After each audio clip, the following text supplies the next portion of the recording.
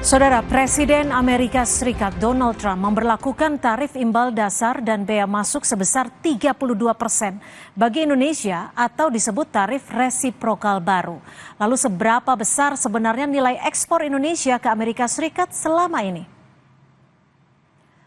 Dalam 5 tahun terakhir, saudara, nilai ekspor Indonesia terus bertambah. Jika pada tahun 2020 nilainya 18,62 juta dolar Amerika Serikat, di tahun 2024 angkanya terus naik hingga mencapai 26 juta dolar Amerika Serikat.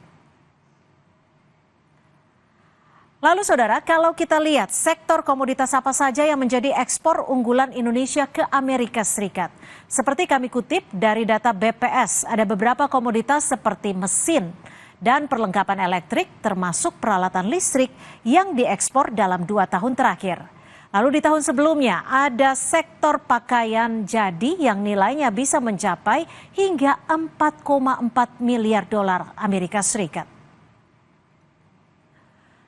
Lalu saudara, jika kemudian tarif dagang baru dari Trump berlaku pada 9 April mendatang, apakah akan berdampak pada sektor dengan komoditas unggulan ke Amerika Serikat? Termasuk akankah berdampak pada sektor tenaga kerjanya? Kami akan bahas usai tayangan berikut. Kebijakan tarif dagang Trump picu aksi unjuk rasa di sejumlah kota besar di Amerika. Di kota Washington DC, para demonstran mengecam kebijakan ekonomi Presiden Trump. Di antaranya, memecat ribuan pegawai federal, menutup sejumlah lembaga bantuan sosial, serta memangkas dana program kesehatan dan kebijakan perang dagang. Aksi unjuk rasa juga dilakukan warga Amerika Serikat di Boston. Ini merupakan aksi protes terbesar di Amerika Serikat sejak Presiden Trump kembali ke kursi kepresidenan. Di Indonesia, pemberlakuan tarif resiprokal Amerika Serikat juga menjadi sorotan.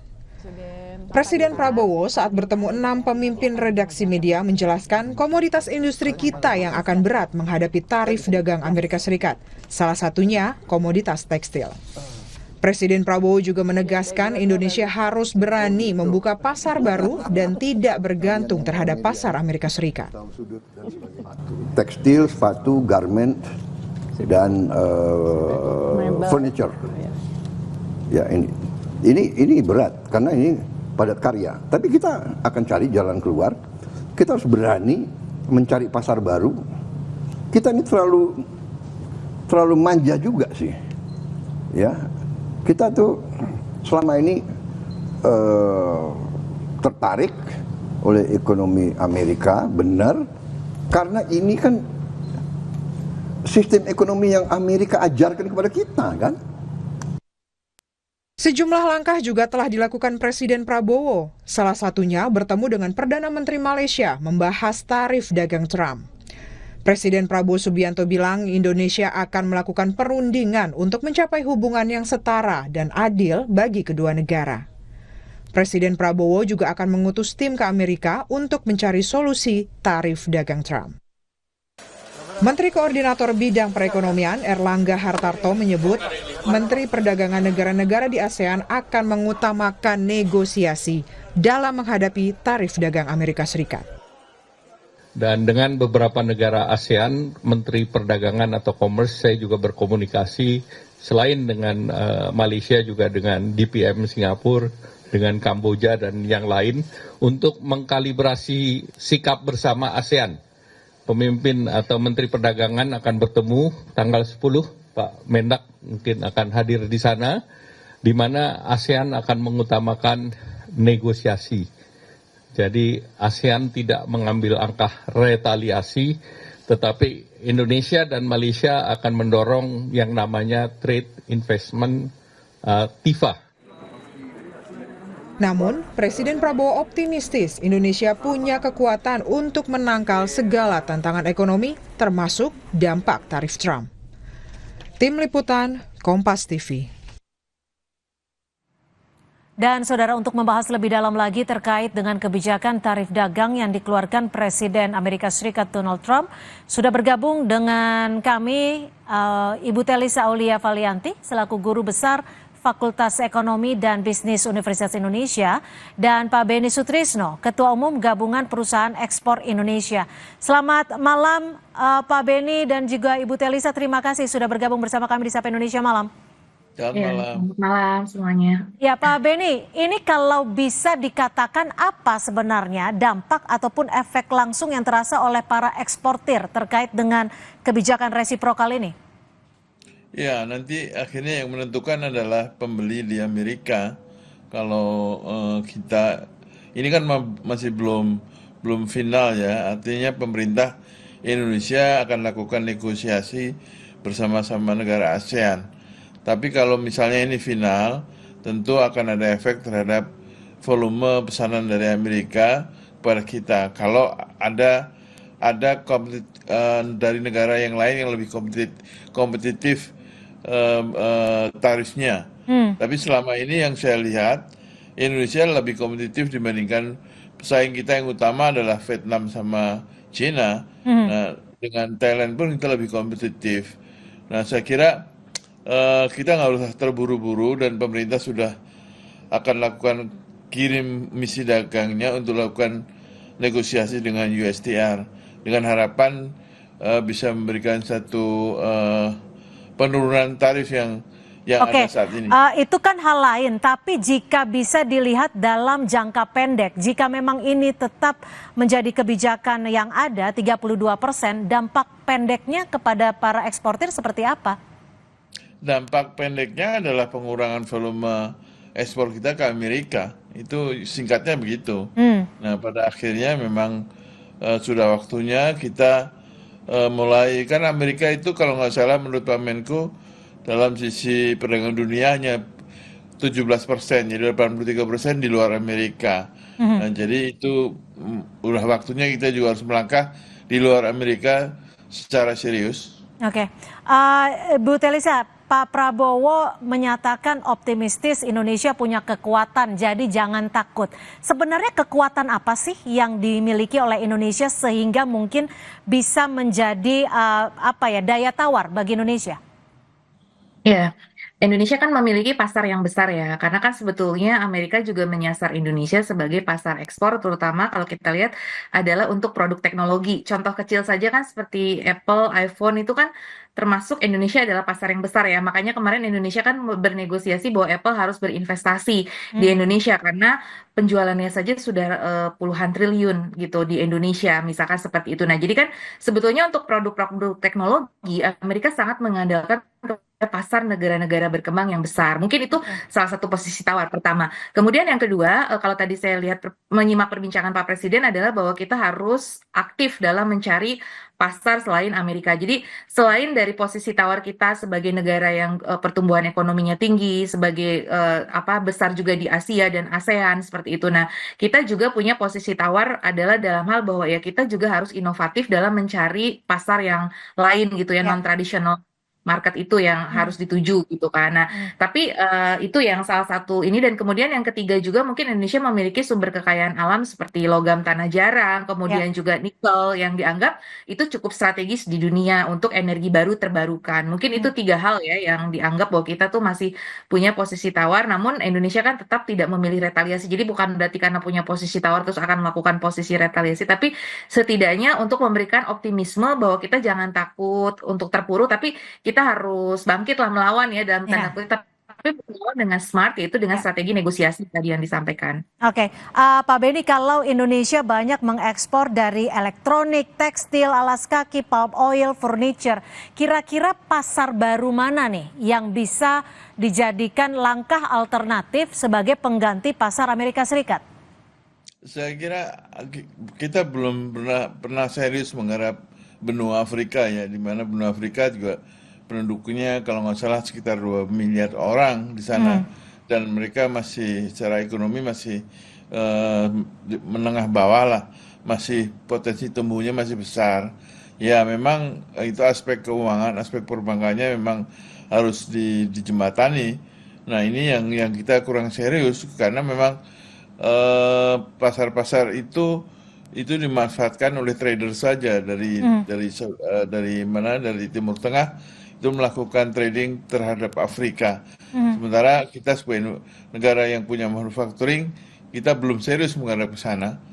Dan dari Amerika kita pun kan mengimpor kapas juga cukup banyak yang kita jadikan kain, jadikan benang, kain dan pakaian jadi yang kita reekspor lagi ke Amerika. Itu juga bisa menjadi apa ya, menjadi alat untuk tawar ke Amerika ya. Apakah untuk material yang kita impor dari Amerika kita bikin lalu kita ekspor lagi ke Amerika, apakah juga dikenakan tarif yang sama dengan 32% itu? Tapi kalau kita bicara sebut saja memang benua Afrika, apakah ini nanti jumlahnya, biayanya, tarifnya akan apple to apple dengan Amerika sendiri jika pasar benua Afrika dijadikan alternatif baru? Mungkin enggak ya, karena kemampuan beli Afrika mungkin masih di bawah Amerika dan logistik sistemnya kan masih belum terbentuk secara baik sekali dibandingkan dengan Amerika. Tentu ini masih membutuhkan waktu. Kita seperti mengharap awalnya di Amerika dulu juga sama, ya kan? Kita masih ada harapan lagi mengharap di Amerika Selatan.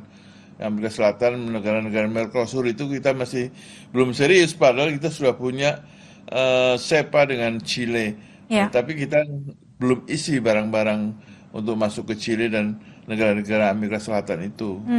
Mbak Talisa, kalau dikatakan saat ini kan Pak Prabowo sedang menyiapkan tim lobby, tim khusus tingkat tinggi, sebut saja mungkin tim elit karena ini berkaitan dengan ekonomi di Indonesia juga nantinya. Apa sekiranya yang bisa dilakukan tim lobby tingkat tinggi ini untuk bergain dengan Amerika Serikat? Iya, kami telah mempelajari ya dokumen yang disampaikan oleh National USTR, United States Trade Representative. Dia ada national dokumen terkait dengan foreign trade barriers. Jadi alasan-alasan kenapa Indonesia dikenakan itu panjang sekali ya. Jadi kalau saya baca, Indonesia adalah salah satu halaman yang cukup panjang dan detail gitu. Jadi mereka memang detail sekali. Makanya kan kenapa misalkan kayak Malaysia dia lebih rendah tarifnya ya, karena sorotan terhadap non tarif barriernya, terhadap isu-isu investasi, isu-isu pembajakan itu lebih sedikit ya di Malaysia. Nah, kalau di Indonesia tuh banyak sekali hal-hal yang disorot gitu. Ada 11 poin kalau dalam catatan saya.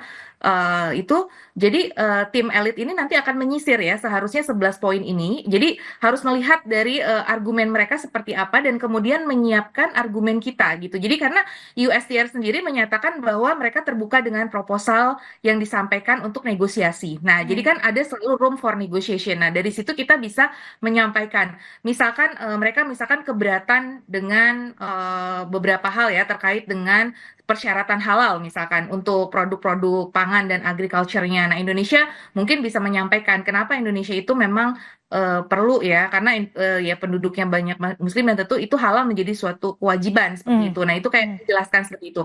Terus kemudian yang mereka juga menyoroti masalah berbelit-belitnya prosedur di perpajakan dan cukai. Nah, itu mungkin perlu didiskusikan dari tim elit ini kepada Kementerian Keuangan dan Dirjen Bea Cukai bagaimana melakukan simplifikasi dan seterusnya. Jadi ada hal yang memang iya, kita memiliki kelemahan itu, tapi ada hal yang sebetulnya masih bisa kita perjuangkan yang tidak sepenuhnya benar. Jadi kalau saya lihat dari dokumen itu masih ada hal-hal yang ya itu kan mereka istilahnya menuduh ya atau menyoroti kita seperti ini. Tapi ada beberapa hal yang harus kita buktikan bahwa itu tidak benar. Tapi memang ada beberapa hal yang benar sih. Nah, kalau yang tapi berdasarkan nanti ketika negosiasi terjadi, berapa persen kemungkinannya turun dari 32%? Ada tidak kemungkinan turun setengah dari 32%? Nah, makanya harus didekomposisi faktor-faktornya. Jadi setelah saya juga ya again balik lagi ke dokumen itu. Cuma di dokumen itu nggak ada sih berapa persen karena faktor ABC. Kalau Trump sendiri kan ada 2 kelompok. Dia bilang ada 3 lah ya masalah tarif yang dikenakan, kemudian non tarif barrier, yang ketiga adalah currency manipulation. Nah, 3 hal ini yang menurut dia menyebabkan persaingan dagang itu menjadi tidak fair untuk produk-produk Amerika. Nah, jadi kita harus dekompos dulu nih dari 3 faktor ini mana. Jadi kita harus pastikan juga ke Amerikanya sendiri faktornya yang mana. Tapi dari faktor-faktor ini sudah kita siapkan. Jadi kalau currency manipulation bahwa kita bisa buktikan kita tidak melakukan currency manipulation, nah itu berapa persen porsinya di dalam 32 itu gitu loh. Misalkan dari 32 itu disebabkan currency manipulation 10%, disebabkan oleh non-tarif barrier 12% misalkan disebabkan oleh tarifnya itu sendiri itu 10%.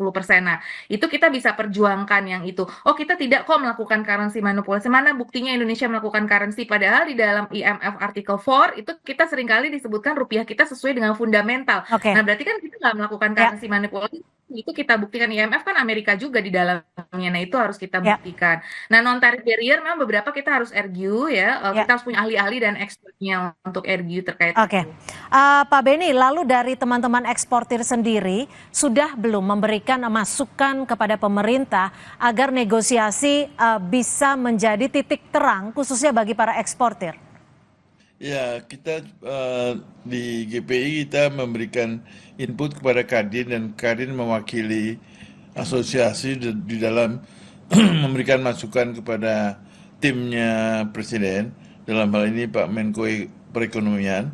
Tadi pagi saya ikutin juga secara Zoom pertemuan antara Menko Perekonomian dengan Menteri Perdagangan dan Wamen yang lain, Wamen Keuangan, Wamen Perindustrian dan Wamenlu bersama-sama asosiasi yang terkait. Ya. Kadin dan Apindo ada di situ dan mereka mewakili seluruh pengusaha yang tergabung di organisasi tersebut. Oke. Mbak Telisa, lalu seberapa cepat sebenarnya menurut Anda efek domino dari tarif dagang Amerika Serikat ini ke dampaknya terhadap produksi hingga PHK di sektor industri? Lalu apakah pemerintah Indonesia setidaknya sudah menyiapkan mitigasi? Apa yang bisa Anda sampaikan? Ya, jadi gini, untuk ke sektor real itu biasanya kan ada kontrak-kontrak ya, begitu diterapkan mungkin efeknya itu tidak langsung pada saat itu juga, pasti ada jeda gitu kan kalau untuk ke sektor real. Cuman untuk efek ke sektor keuangannya ini menciptakan ketakutan dan kepanikan sehingga kalau kita lihat kan pasar uang kita dari sisi nilai tukar menurun, dan nanti kita besok saham seperti apa. Jadi yang harus kita amankan ini dua sebetulnya, sektor keuangannya sendiri supaya tidak menjalar efek-efek negatif nih, ini harus kita jaga juga karena rupiah kan sudah melewati batas psikologis ya. Jadi itu yang harus kita jaga juga, kembalikan kepercayaan di situ. Nah, kalau untuk ke sektor realnya sendiri tadi disampaikan oleh Pak Beni ya, memang sudah ada dari Kemenko Perekonomian misalkan ya beberapa langkah-langkah strategis bagaimana untuk melakukan simplifikasi regulasi. Tapi penyelamatan industri dalam negeri juga tetap harus, karena apa? Kita khawatirkan ini banyak negara kan kena tarif ini ya. Betul. Kita akan impor ilegal akan semakin banyak. Nah, ini kan industri kita ini juga banyak kena serangan impor ilegal. Kita kan harus mendukung industri nasional juga tapi tetap smart secara diplomasi. Nah, kita bagaimana mempertahankan industri kita juga, karena kan kita tetap harus mendorong punya PR kan industrialisasi, katanya kita pengen industri kita sebagai motor ekonomi kita. Nah, industri sendiri kan butuh permintaan. Nah, kalau misalkan impor ilegal nanti semakin banyak kan itu menjadi semakin rumit. Makanya sisi trade-nya, negosiasinya harus diperkuat, dan kemudian dari sisi itu ya pengawasan impor ilegal juga harus diperkuat. Dan di sini ada dispute juga terkait dengan beberapa hal lah yang harus logistik dan lain sebagainya harus diperbaiki untuk meningkatkan daya saing. Jadi mitigasinya intinya daya saing kita sih tetap harus kita jaga, karena walau bagaimanapun Amerika juga membutuhkan produk-produk kita. Jadi bagaimana kita membuat produk kita lebih Jadi efisien. sebenarnya pada intinya, pada dasarnya Indonesia juga memiliki daya tawar bagi Amerika Serikat. Terima kasih Mbak Ibu Telisa Aulia Valianti dan juga Pak Beni Sutrisno sudah memberikan perspektif di Sapa Indonesia Malam. Selamat malam. Selamat malam. Terima kasih, Prof. Terima kasih, Pak Beni. Saudara, informasi lainnya di Sapa Indonesia Malam masih akan kami hadirkan selepas jeda. Di antaranya usai membungkam Korea Selatan 1-0, Garuda Muda bersiap hadapi Yaman malam ini. Strategi apa yang perlu disiapkan hingga seperti apa dukungan keluarga serta supporter? Ulasannya usai jeda bersama Friska Clarissa.